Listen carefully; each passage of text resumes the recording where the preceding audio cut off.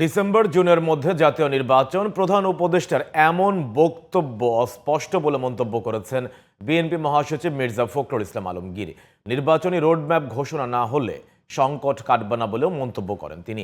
এদিকে বিএনপির স্থায়ী কমিটির সদস্য মির্জা আব্বাস বলেছেন, দ্বিতীয় স্বাধীনতা বলে কিছু নেই। যারা ৭১ ও ২৪কে মুখোমুখি দাঁড় করাতে চায় তাদের লক্ষ্য ৭১কে ছোট করা। আরো জানাচ্ছেন মনিরুজ্জামান।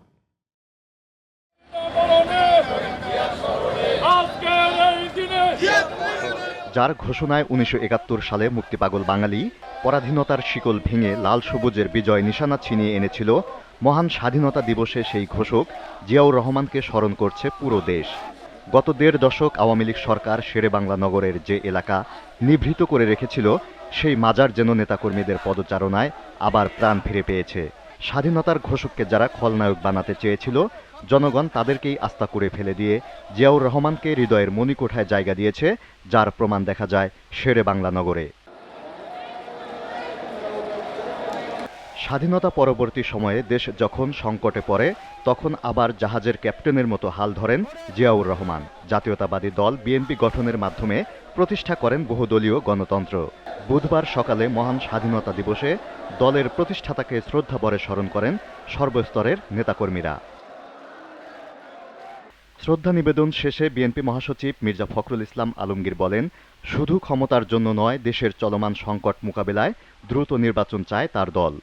জনগণের যে আকাঙ্ক্ষা একটি গণতান্ত্রিক সরকার, সেই গণতান্ত্রিক সরকারে যত দ্রুত ফিরে যাওয়া যাবে আমাদের সমস্যাগুলো ততই সমাধান হবে বলে আমরা বিশ্বাস করি। জাতির উদ্দেশ্যে দেয়া প্রধান উপদেষ্টার ভাষণে প্রত্যাশা পূরণ হয়নি জানিয়ে স্বাধীনতার ঘোষক জিয়াউর রহমানের নাম না বলায় হতাশা প্রকাশ করেন বিএনপি মহাসচিব। প্রধান উপদেষ্টা যে বক্তব্য রেখেছেন, সেই বক্তব্যে তিনি সেই রোড ম্যাপের কথা বলেন না।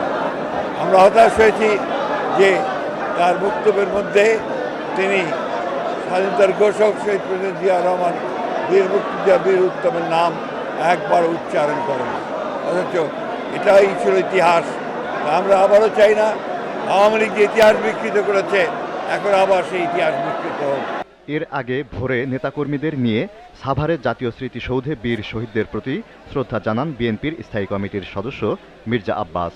জাতির প্রয়োজনে আবারও পুরো দেশে ঐক্য গড়ে তোলা হবে বলে জানান তিনি।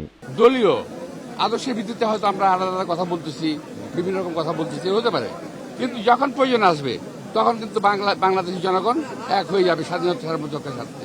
আওয়ামী লীগ বারবার গণতন্ত্র বাধাগ্রস্ত করেছে মন্তব্য করে দ্রুত দেশে গণতন্ত্র প্রাতিষ্ঠানিক রূপ পাবে বলে আশা করেন বিএনপি নেতারা। Moniruzzaman, GTV news, Dhaka.